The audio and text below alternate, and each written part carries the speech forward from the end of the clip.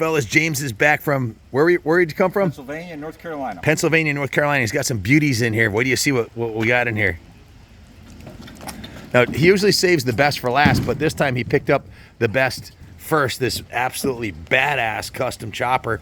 So hang on one second. So this bike right here was actually donated to the New England Motorcycle Museum. It'll be on display here by Craig Kimmel.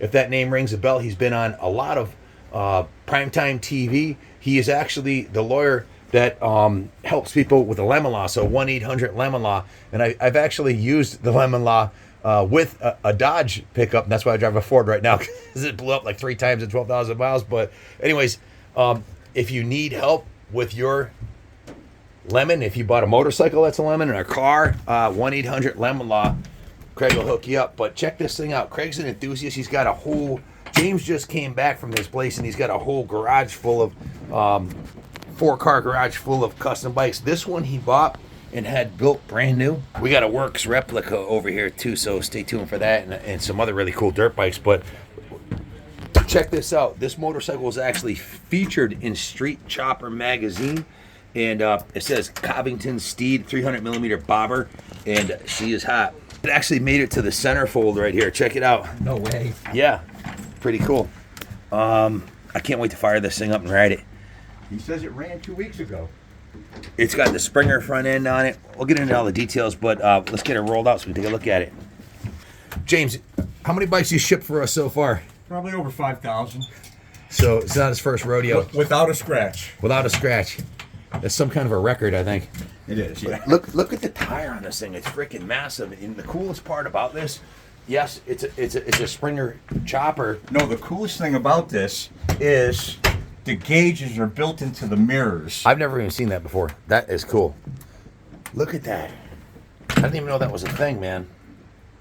How about you guys watching? Anybody ever see that before? It's got a speedometer and everything built into the mirrors. But it is the craziest thing I've ever seen. Now this is a bike you can actually ride because it has, ride fairly long distances because it has a soft tail rear end, just like a Harley Davidson Heritage soft tail. So it looks like a hardtail, but it's a soft tail.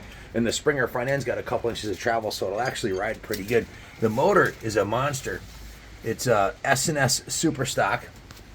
I think 117 cubic inch, and S&S says that they're good for a horsepower per cubic inch. So I suspect this is putting down well over 100 horsepower at the rear wheel and on the dyno.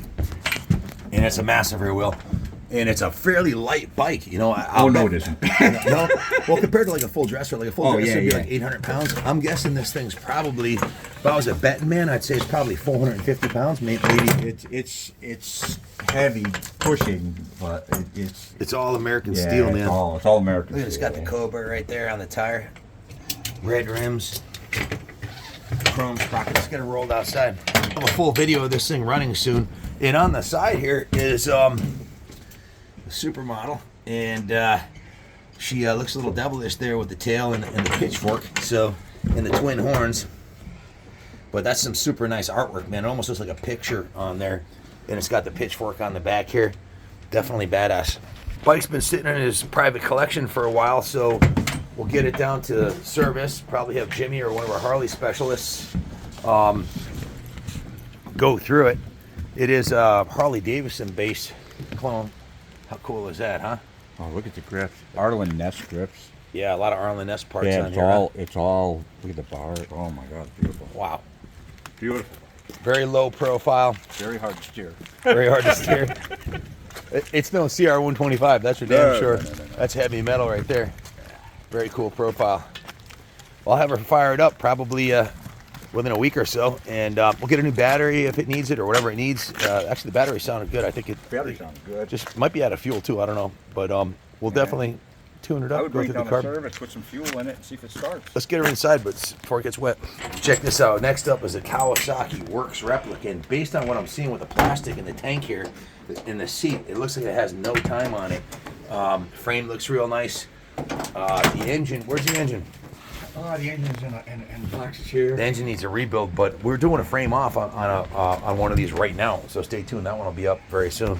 Next up, we got a Honda 600R, the desert weapon of choice for Scott Summers. He won multiple Grand National Cross Championships on this absolutely bulletproof big bore 4-stroke. This one's got the XR's only silencer on there. Bitch, it sounds wicked. The header pipe and everything. Maybe some work done to the motor. We'll find out. This little thing here. Yeah. Look at this beauty.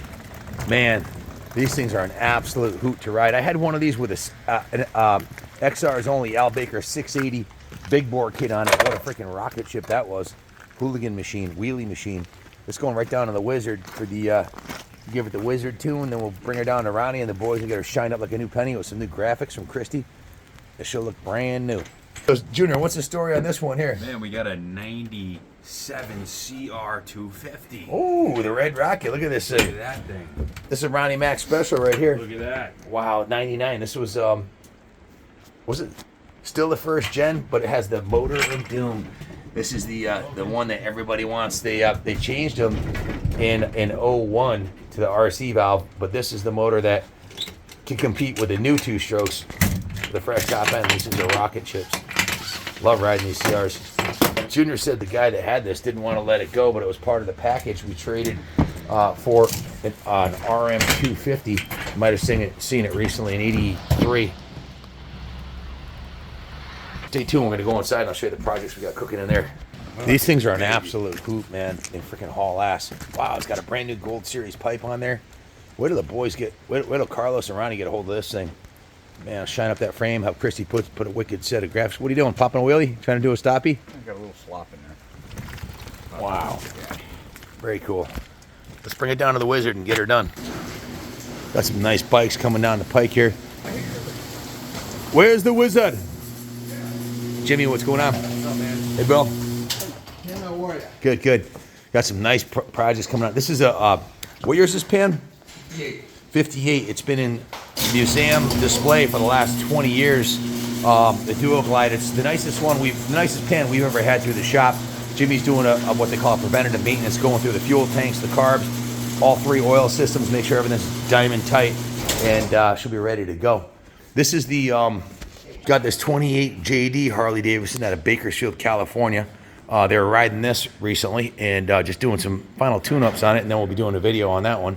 They already did one video of them riding it. Got a Tiger 650, 73 Tiger. And a 72 Daytona.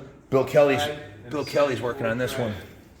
74 Trident, 72 Daytona, and a 73 that he's working on. This is his JD. Bill ran the local Harley dealership service store for 17 years, so he's like our Harley guru. And I worked with him 82, 83, 84, like 50 years ago at the New England Cycle Sales. We've got this 42, 1 year only. This thing sounds freaking amazing.